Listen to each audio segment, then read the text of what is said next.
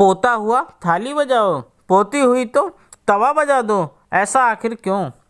अरे सत्यवती, तेरी तो दोनों बहुएं पेट से हैं। इस बार तो फूल का बेला या थाली देनी होगी, खाली साड़ी का शगुन ना लूँगी। अरे काकी, चिंता ना करो, मेरे दोनों बहुओं के सब ठीक से निपट जाए। फूल का बेला नहीं काकी, साड़ी के साथ चांदी की पायल दूंगी। दादी काकी आकाश को देखते हुए मानो ऊपर वाले से कह रही हो कि सत्यवती को पोता और मुझे नेक दिलाने की आशा जता रही हो। काकी को शांत देखकर सत्यवती ने कहा, काकी कहाँ खो गई हो? दाई काकी का तंत्रा तो टूटी तो हजारों आशीष देते हुए चली गई। धीरे धीरे घर में कलकारियों का समय नज़दीक आ गया। बड़ी बहू रत्ना ने एक सुंदर सी बेटी को जन्म दिया, वहीं छोटी बहू सांची ने एक सुंदर से बेटे को जन्म दिया। छोटी बहू के लड़का होने पर दाई काकी ने कहा, सत्यवती थाली बजा दे, तेरे घर का वारिस आ गया है। और बड़ी बहू रत्ना की बेटी के लिए कहा, सत्यवती जाकर तवा बजा दे, कानी लड़की हुई है। सत्यवती ने कानी लड़की हुई है बोल बोलकर जितनी बार तवा बजाया उतनी ही बार रत्ना के पति अखिलेश के कलेजे को सांप सूंघ गया। घर में सभी एक दूसरे को बधाई दे रहे थे, मगर रत्ना के पति अखिलेश का चेहरा मुरझाया हुआ था। वह यह सोचकर उदास था कि भगवान, मुझे बेटियां बहुत प्यारी लगती हैं, इसलिए मैंने आपसे बेटी मांगी थी, लेकिन आपने तो मुझे ऐसी बेटी दे दी। कोई बात नहीं, मैं बाप हूँ उसका।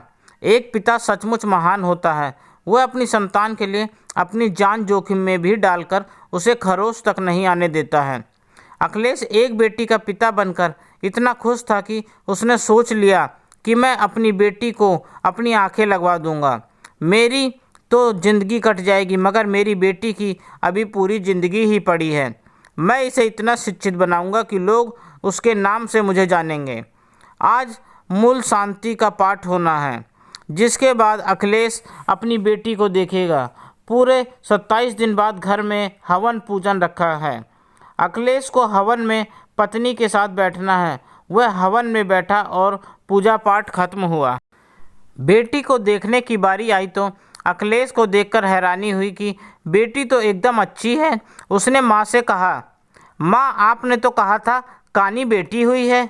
माँ ने हंसकर कहा, बेटा यह रिवाज है, जब बेटियां पैदा होती हैं तब बोला जाता है। अखिलेश ने भावविहीन होकर कातर शब्दों में माँ से कहा, माँ आप तो माँ हैं, फिर आप इतना गंदा मजाक कैसे कर सकती हैं? ये 27 दिन मैंने कैसे गुजारे हैं शायद ही आपको पता होगा। मैं अपनी बेटी को देखने के लिए कितना बेचैन था, मगर आपके इन रूढ़िवादी विचारों की वजह से अपनी बेटी को इसलिए नहीं देख पाया कि कहीं मेरी बेटी के लिए अपशगुन ना हो जाए।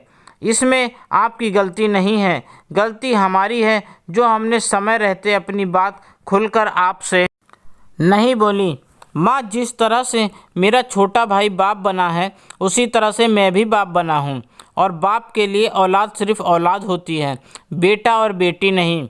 मेरी बेटी मेरा अंश है, जिसने मुझे पिता की सुख अनुभूति दी है, जिसे पाकर मैं बहुत खुश हूँ। अगर आप मुझे खुश देखना चाहती हैं तो रत्ना और मेरी बेटी तीनों को मैं अपने साथ शहर ले जाऊंगा। आशा है आप मेरी बात मानेंगी। आज सत्यवती की आंखें खुल गई थीं, मगर अपना बेटा खोकर सत्यवती ने अखिलेश से हाथ जोड़कर कहा, बेटा मैं तेरे निर्णय का सम्मान करती हूँ, मगर मुझे माफ़ कर दे। बेटा मैं तो समाज में चले आए रीति रिवाज निभाने में यह भी भूल गई कि गलत हमेशा गलत ही रहता है। मुझे खुशी है बेटा, तूने समाज के रूढ़िवादी विचारों के खिलाफ आवाज़ उठाई है। तभी रत्ना ने कहा, माँ ने बस बोलने की ही गलती की है, और सब तो माँ हम दोनों बच्चों का सब रीति रिवाज एक जैसा किया है। पता है मम्मी जी कह रही थी कि अब हमारे घर की एक कंजक तैयार हो गई है। इतना ही नहीं, मुझे और सांची दोनों को दादी बनने की खुशी में एक एक डायमंड का सेट भी दिया है। और तो और दोनों बच्चों के नाम भी एक जैसे अंश और अंशिका रखे हैं। आप ऐसी बातें मम्मी जी के लिए कर रहे हैं? अखिलेश ने आगे बढ़कर माँ का आशीर्वाद लिया और माँ ने उसे सीने से लगा लिया। माँ ने कहा, बेटा, आंगन में बेटी का मंडप गाड़ना सभी के नसीब में नहीं होता है। आंगन में बेटी का मंडप भाग्योदय का प्रतीक है। मेरी बेटी तो थी नहीं तो मैंने कन्यादान का पुण्य नहीं ले पाया, मगर मुझे खुशी है कि तुम बहुत भाग्यवान हो।